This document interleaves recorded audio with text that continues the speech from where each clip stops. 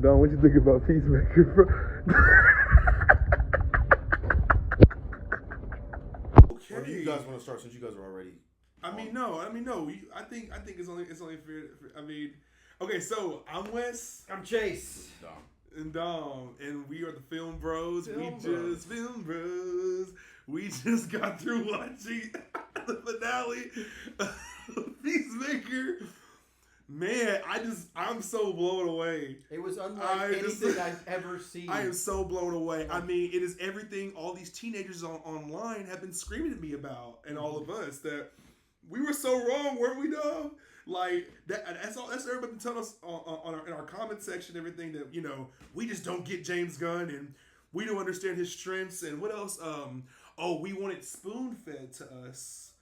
The fact that we knew that the with the whole Nazis and the Earth X thing. Yeah. The fact that we saw it coming weeks ago meant that somebody saed that we wanted it spoon fed or something like that, or like we didn't. Yeah, I don't know. He proved us wrong with an episode that had nothing to do with anything. No, he honestly, the way he was right, I didn't see it coming. Well, I did.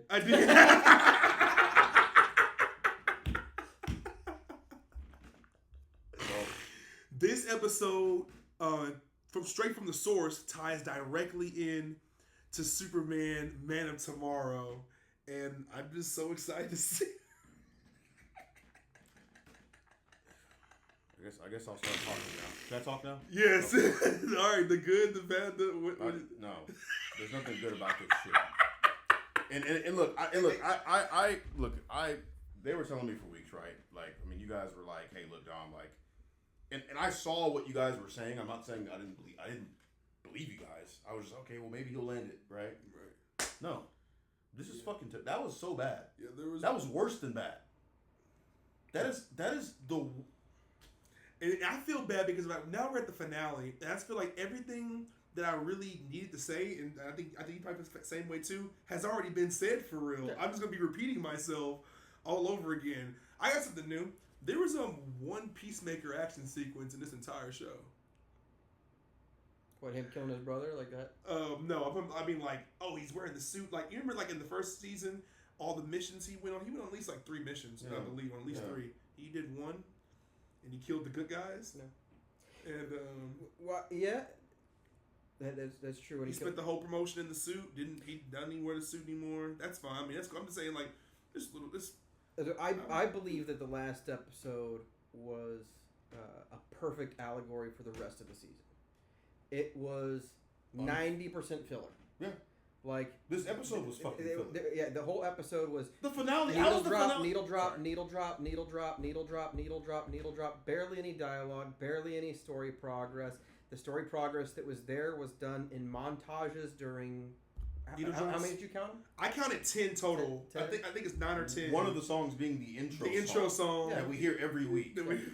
And just about every single song was paired with a montage of walking slowly, being friends, or hugging each other, or literally them taking the money from the cocaine hideout or whatever. Vigilante's a millionaire. Playing with the money and then using that to buy an office. Why? For Chris to be arrested. Yeah, I was like, stand up for what? I was like, when they were talking about we're gonna do this, we gotta stand up, sit together. Like, so what does that mean? Like, checkmate.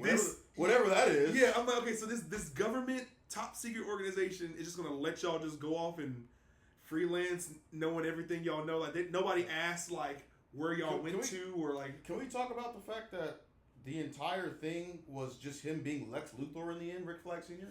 Oh my God! Oh yeah. Oh, I'm gonna build a prison that's in a different dimension. Isn't that what Lex Luthor did in the fucking Superman movie?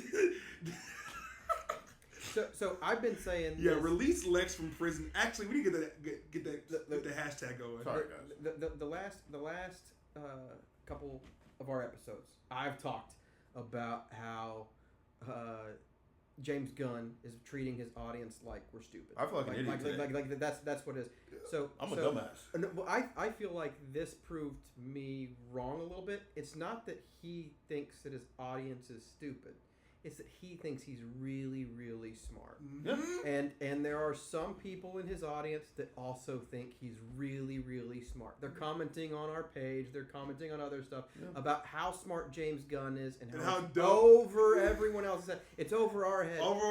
For not liking it. I can't believe I gave this idiot the benefit. We've literally studied screen screen Yeah, no, play you guys, writing.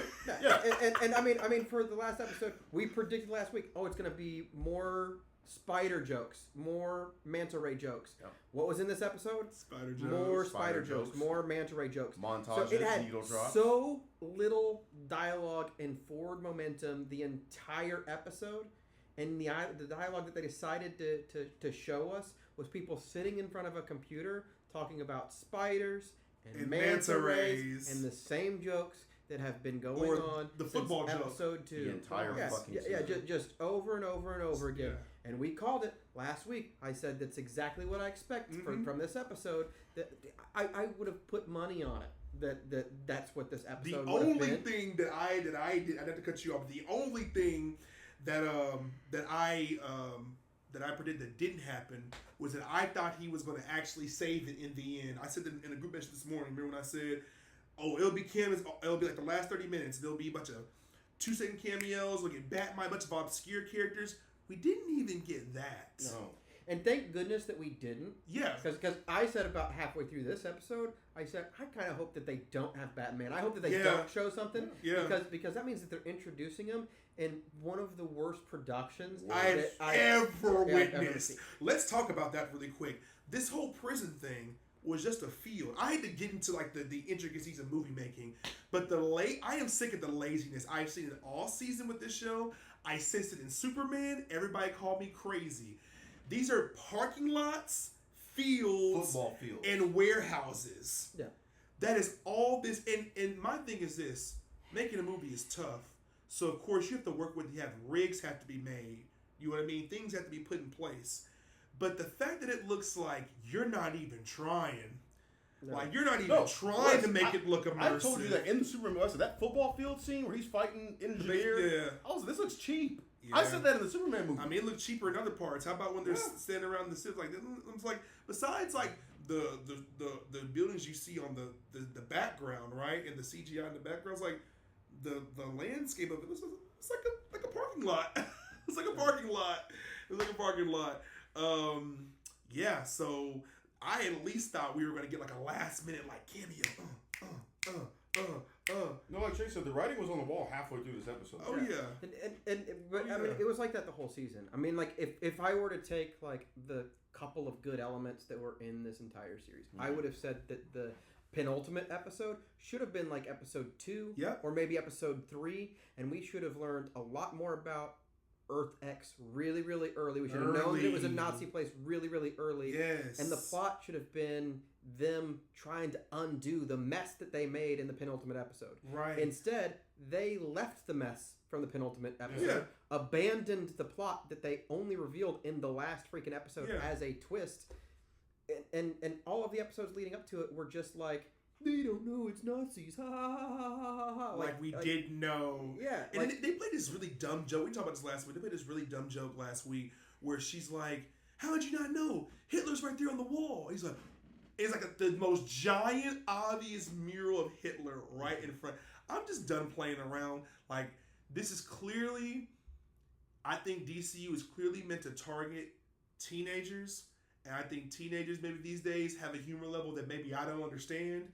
And I'm not saying that I'll never watch a DC show or a James Gunn production. James Gunn has made one of my favorite comic movies of all time in Guardians 2.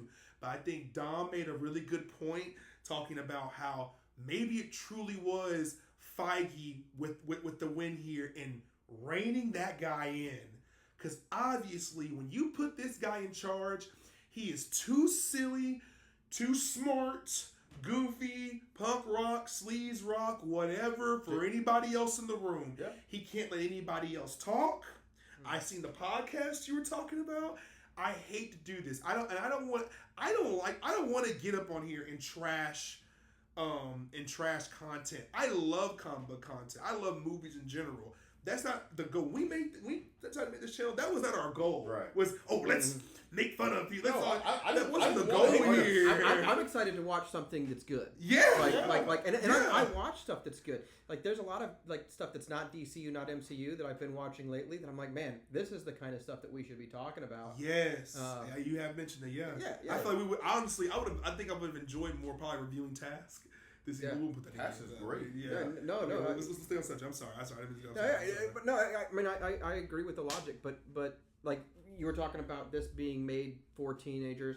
I made this comment to you a while back, like that Gunn feels like it's made for teenagers by teenagers. It's not sustainable. It's aimed basically at young adults that don't have kids. Right. And the reason that the MCU works and the reason why it is sustainable and it's gone as long as it has and it will continue to go is that the content is aiming at, one, the next generation, and two, the generation that has grown old and is now sharing that with the younger generation. Right. This content is not something that parents can share with children. Oh, no. And it's not something that children really should be watching. So therefore his group are, young adults, early 20-something, like before that they have kids, whatever. So eventually those people grow up and they have less time to spend in front of the TV, and so they're going to be a lot more concerned about what they watch, whatever, and they're going to want to watch stuff with their kids. Right.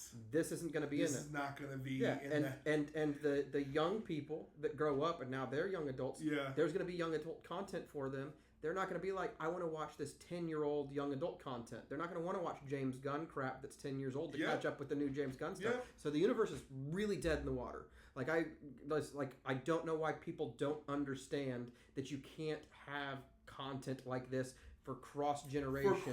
And when you're trying to have a fork, especially, man, like it's fun. It's fun now. It's real fun. Yeah, now. it's all funny. No, it's not even fun. Well, this wasn't. What I'm saying is like the idea. The idea of it. Yeah. He thinks this is all like, and it's going to where, and why Marvel will survive this, in my opinion, is just like you said. They have they got mama. They got daddy. They got sister. They got. Is it always 100% the grace?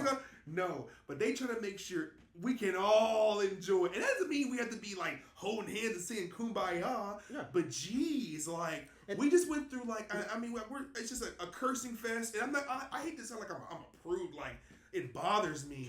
But like when it goes nowhere, we're just cursing and talking about dicks and talking about sex and watching. Yeah. Porn. But I like adult content like that. Yeah. Like don't get me wrong. Like another thing that's happened. I was like, hey, you guys should watch this. Is Monster, the Ed Gein story, like super adult content. No, or whatever. Seriously, yeah. But guess what? It's not in a universe that is going to be sustained over time. Like, yes, there's multiple series that have like kind of you watch it, you move on. But like the Dahmer one. Watch the Dahmer one, and then did you rewatch it? Did you go back and do that? Yeah. No, that was it. That's what it was meant for. Things like you got Jason Voorhees and Freddy Krueger and stuff like that. Anytime that they've tried to make a universe like with Alien versus Predator and all that kind of stuff, it doesn't work because they're like that group isn't going to have the attention span, and once they get older, they're not going to be able to go back and watch the kids and care about it. They might care about it in the moment, but as individual movies, those things are timeless. James Gunn has made some timeless content that you can watch. Yeah. Like I've told you, there's some of my favorite movies in the past have been James Gunn movies that I like. Dawn of the Dead, for instance. He wrote it, he didn't direct it, but the Dawn of the Dead, the new one, a really, really great movie. It's fun. Slither, really great movie. It's fun. He makes really great content like the Scooby-Doo franchise. Yeah. It's great content or whatever. But when you're making a DC universe or you're making an MCU universe, the most important thing is sustainability. Is like, who is it aimed for, and who is it aimed for in the future? The future matters more. All the stuff that people criticize is like the girl power stuff and like the kids and stuff like that in the MCU and all that kind of stuff. Or whatever. They can correct that. Which they have. But one, they can correct it. But two, it doesn't matter. That's the kids are gonna grow up and mature, and not only are the kids gonna grow up, but the actors that play the young Avengers, for instance, are gonna grow up too. And when they do, all of a sudden they're in cool stuff now. It's not dumb little kids. You're not worried anymore. about girl power and that stuff anymore. And the people that liked them when they were younger are not gonna like them when they were older. Case in point, Harry Potter. Go back and watch the first Harry Potter. Look at how young those kids are. Mm-hmm. But the people that watched it grew up with it. the MCU has that in mind, that you're going to grow up with that content. No one's going to grow up with Peacemaker. Hello. Like no one's going to grow up with James Gunn stuff like this. Hello. Yeah. And I just want to say real quick, man. I like I said, I don't want to say I sound stupid saying I wanted hope at this point, because like I wanted it to be good and I was excited even from the first episode. Like you guys, I mean, Chase clocked it from. I mean, you did too. And I was like, okay, well, that's a little, it's bad, but like, let me just. I can see. No, you're trying to be fair. No, listen, I get that. I mean, this is but now. We know how stories are written, bro, in the structure. And sorry, keep going. And now it's like I can clearly see like this guy is going to crash and burn. Oh, and this was about this. Y'all know what scares me the most. Yeah, you tell him. So I'm pretty sure Lanterns, because he's not on it, because he's very obvious about what he's on and what he's not on, right? Yeah. He says he's working really closely with the writer of Wonder Woman, Titans, and what was the third one? Freak. I don't remember what the third one was at the moment. And Supergirl, right? Yeah, Which I'm pretty sure is all the same lady, right? Who's a friend of his, Anna, right? who only has playwright experience from what I've heard. I could be wrong. I'm down to be fact checked. Here's my issue, because mostly I'm thinking like now, working real close with the writers means I'm writing this and I'm slapping your name on it. And here's what's scaring me is your structure going forward is needle drops, banter, walking real slow together and montages and slow-mo shots, and attempted action, which he isn't the worst at action, but he gave action no attention. Yeah. This season, none. And you can tell it was probably burnout from shooting Superman. I'm not going to put that on Jay, but that's my thing. It's like you have to, as a studio producer, executive, or whatever, it is your job. I can only explain it in football terms. Was Bill Belichick the smartest guy around? No, he put the greatest coaches around him. And Tom Brady that propelled the Patriots to win so many Super Bowls or whatever, right? Yeah. This guy is like, oh, I'm in charge, and now I'm putting my hands over it. Like I need to be involved. When you start, it's so obvious that he's not even that good. At least Feige, when he'll put people in there in place that he's like, okay, I don't know everything. Yeah, Feige will course correct. But he also gave them a lot of leeway for the content they wanted. Yeah, he hired people that wanted to do those specific movies, that had genres in mind and had ideas in mind, and he let them go with it. Right. He's like, I'm writing this one, and write it with me. Now, I do want to bring up one point real quick about Peacemaker. This is a criticism that I made about episode 1. Then what James Gunn said about it, his response about that. And then also my rebuttal to his response based on what we just saw. Yeah. Right? So episode 1, of course, has the gratuitous sexual scene in it. And, I criticized it, said, there's so many ways that you can show someone down on their luck. Because that's what James Gunn said. James Gunn said it was really important to have this scene because it showed how low, what the lowest point in Peacemaker's life was. Right. So that's I what remember that. Yeah, I remember that. This lowest point, whatever. Right. And I said you could show that a million different ways, right? Right. Okay. Then we get to the last episode. Now you can't tell me that the first episode was a lower point than what we saw in the last episode. You literally said out of your mouth, this is his lowest. Yeah. Oh. So his lowest point wasn't episode 1. His lowest point was the very final episode. In his very final episode, his lowest point was in front of all of his friends. And guess what? None of them were fucking. None of them. Not one of them. So why was it weird that I'm you glad could you brought that up? that you can show someone at their lowest point without showing an orgy in front of them. Whoa. So his own statement about that scene was a lie. That 1, it wasn't the lowest point in his life. But 2, that he didn't need it. He clearly didn't need it. He did it because he wanted to do it. To show you a fucking orgy. And the proof in the pudding is the last episode where he's at his literal worst point, where he even says it. I kill everyone that I touch. I killed my brother. I killed my father. Right. I killed my father again. I killed myself. And then I killed, witnessed my brother die. Like, that's the lowest point. Yeah. And he's literally in tears in front of everybody. Actively pushing his friends away. Actively pushing him away. And you didn't need the drugs. You didn't need the orgy. You didn't need anything like that. So, James Gunn lied. He put that in there just to put it in there. Does Feige lie this much? I mean, Feige keeps these secrets. Feige's not. But he's on the internet. Feige doesn't go on threads before every episode and say it's the greatest fucking thing since sliced bread. That's a fact. Yeah. James Gunn, every episode. Oh my God, you can't wait. 6, 7, and 8. Yeah, and so far, all of his little gunnies or gunners, I don't know what you call them, his gun fans, whatever, have been chipping, Oh, they've been on us in our little on our page. We just don't get it, guys.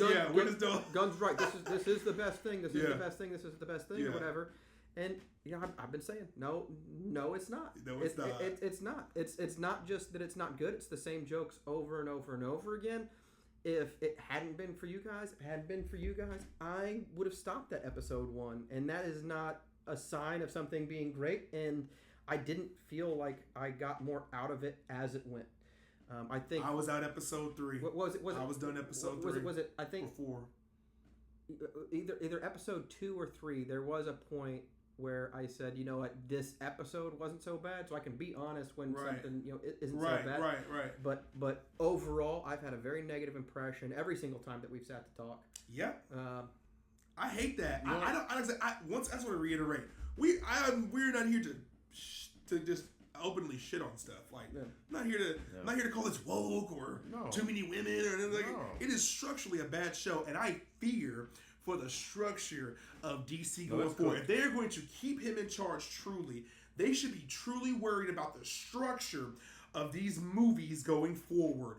Wonder Woman, you might be in some real trouble. Yeah, they should be worried as an iconic, one of the most iconic, Western, whatever. Like, it's just crazy to me that this is where we are with it, and the fact that he's gonna be put in charge of a Teen Titans movie actually disgusts me, I think, to a point, and it really scares me that the idea that James Gunn is, as we know, working real close with the writer of the Teen Titans movie. Yeah. I am not looking forward to it. What do you think the Batman the Brave and the Bold is going to be? I don't care for it. I don't even care for it DC's anymore. going to be dead in the water by the time it comes out. I am hoping that this gets honestly, I've said what I can say. I don't want to see about Peacemaker from the beginning. Like, I'm kind of worn out by it, but I do. I'm looking at your expression, and I want you to have the final word, man. Because I think that you were the slowest of us to get off board. It took you to this one to be like, you know what I mean? And that's not anything negative towards you or anything like that. Because like you said, like you understood like where we were coming from, but I had optimism. Yeah. Like, okay, hopefully it lands on its feet. Yeah, and we want it to. But you guys saw the only point that I didn't want to was like midway through this final episode. That was the first time that I was like, I really hope that the end of the episode doesn't land, man, because of how flat it's been so far. It didn't earn it. You don't deserve. Well, you not earn it. You don't deserve that kind of and also no, like sit in this mediocrity with like the MCU and stuff like that, right? So when you're like watching a new Avengers and stuff like that, sometimes you're like, man, I want to go back and watch this person's story from the beginning. Mm-hmm. So I don't want someone's story that I like to be introduced in that kind of content.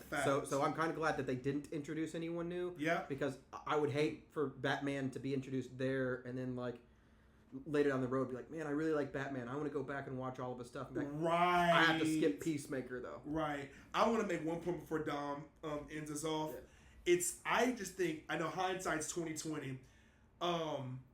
Some of a lot of MCU shows that people have trashed over the years, I would have rewatched over these 8 weeks in a heartbeat. And we had to rewatch Loki just to cover it for this channel. I'm thinking about the sets alone of Loki, the sets alone of, people hate the show, Falcon Winter Soldier, the action alone of Falcon Winter Soldier, the action of Hawkeye, the aesthetic of Hawkeye. A lot of these shows. Don't talk about Hawkeye. Falcon Winter. I like both those. No, I love these shows. I'm saying shows that people say like, oh, well, they're okay, they're average. Those shows, I feel, compared to this, are like triumphant masterpieces. Let's give Dom the final word. word. All right, Dom, wrap it up, bro. I mean, there's a couple things I want to say. I don't even really necessarily want the final word. I was just gonna say, I mean, you guys are more familiar with like writing and all that. Oh, yeah, you guys are more familiar with like writing and stuff like that. But I mentioned earlier, right, about how again we had Lex Luthor build this prison, right? Only for Rick Flag to end up doing the same thing, build a prison for metahumans. Yeah. And I just realized something too while you were talking. Why is Lex in prison? Yeah, well, I just realized this is while y'all were talking. The whole point of this season was to get Chris to not go to this other universe. Right. Just only for him to end up in a different universe. Yeah. He probably would have been better off just staying there, to be honest with you. In that universe, and then not bothering this him. This entire season undoes the first one. Oh, yeah. I mean, it retconned it. It basically retcons it. It kind of undid it in the first.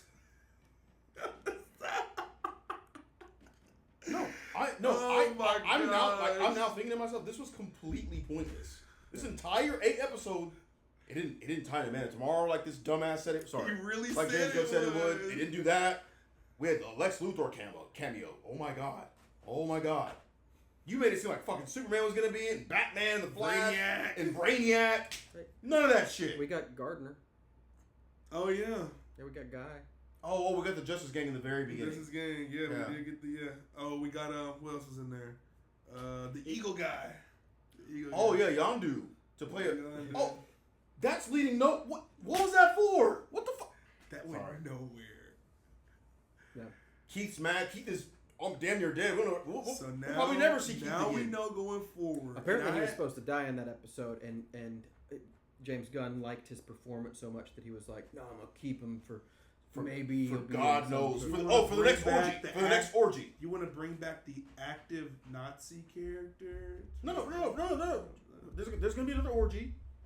Okay. No, I mean, I'm just saying, like, you really want to keep Keith because he was acting good. His character is being okay. That makes no sense. I'm curious as to how much James Gunn's going to get out of people crapping on this, because I can't imagine that after all of the good faith that people genuinely put in it. Yeah. And I don't have a problem with it. Like you put in There's it. no way people feel great about that. Week after week, I talked about how much I hated this show. Yep.